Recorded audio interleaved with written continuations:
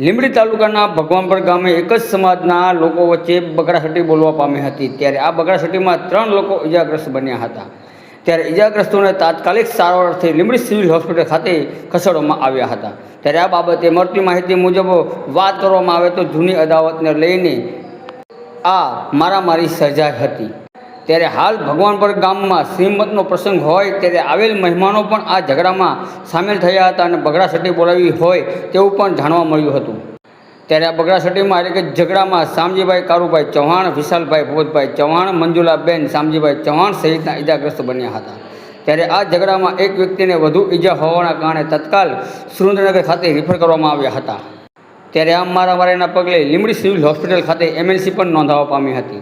ત્યારે કહી શકાય કે લીંબડી શહેર તેમજ ગ્રામ્ય વિસ્તારમાં કાયદો અને વ્યવસ્થાની સ્થિતિ હાલ કથળી બની હોય તેવું લાગી રહ્યું છે। મારું નામ છે વિશાલભાઈ, ગામ ભગવાનપર, લીંબડી તાલુકો। શું ઘટના બની છે? અમે હું મારા દાદા બે હજુ આવીને ઊભા રહ્યા હતા, બરાબર।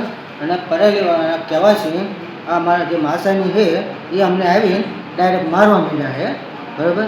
મારા માથું ફોનને માથામાં ધોકો માર્યો છે, બહારમાં 2-3 ધોકા માર્યા, મારા દાદાના માથામાં 3 ટકાને ટાંકા લેવું કરી નાખ્યું। અંદાજે મારવામાં કેટલાક જણા હતા? લગભગ 6-7 જણા હતા। મારવાનું કારણ શું હશે? મારવાનું કારણ એ હવારના બાજી રહ્યા છે, ગોતી જ રહ્યા હતા। એ પરેલીવાળાના કહેવાથી મારવા આવે છે। મારવામાં પરાલી ગામના ભગવાનપર ગામના બંને હતા? હા, બે।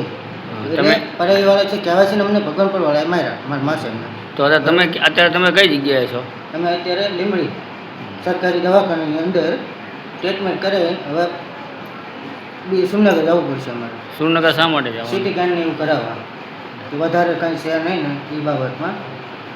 મારવામાં હથિયાર શું હતું? રોકાણ પાઇપ ને એવું।